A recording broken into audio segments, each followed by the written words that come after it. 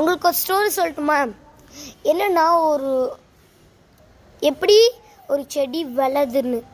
First அந்த சீடை போட்டுடணும், அந்த வாட்டர் ஊற்றணும், மண் போடணும், நல்லா பொதிச்சாச்சு.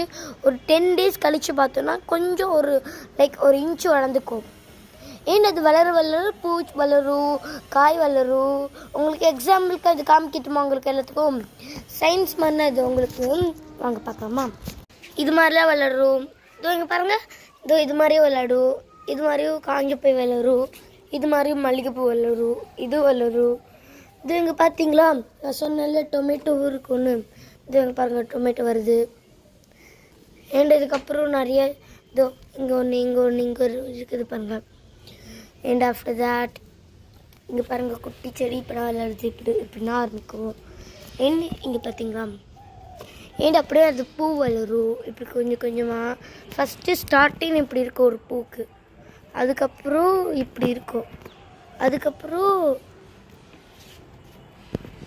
இப்படி இருக்கும், அதுக்கப்புறம் நல்லா வளர்ந்து வரும். இப்போ நீங்கள் பார்த்தீங்களா செடிகள்லாம் ஃபஸ்ட்டு அந்த வளரும், ரூட்டு வளரும். நிறைய காய் செடியெலாம் உங்களுக்கு ஃபோட்டோ சொல்லி பார்க்குறேன். இதோ உங்களுக்கு மாதுளப்பழ செடி காமிக்கிறேன், துளசி செடி காமிக்கிறேன், செடி காமிக்கிறேன் இருக்கு. இதோ பார்த்தீங்கன்னா மாதுளப்பழம் செடி, அந்த ரெட் கலரில் இருக்குன்னா மாதுளப்பழம். அங்கே ஒரு பிங்க் கலரில் ஒரு பூ இருக்குல்ல, அதுதான் பூ. மல்லிகைப்பூ செடி காமிக்கிறேன் வாங்க. இதோ இதுனா மல்லிகைப்பூ செடி. பார்த்தீங்களா எவ்வளோ வளர்ந்துக்குதுன்னு? இப்போ நீங்கள் இதை கற்றுக்கிட்டீங்கன்னா நல்லா நீங்கள் வீட்லேயும் சயின்ஸ் கற்றுக்கலாம், இங்கேயும் சயின்ஸ் கற்றுக்கலாம். தேங்க்யூ.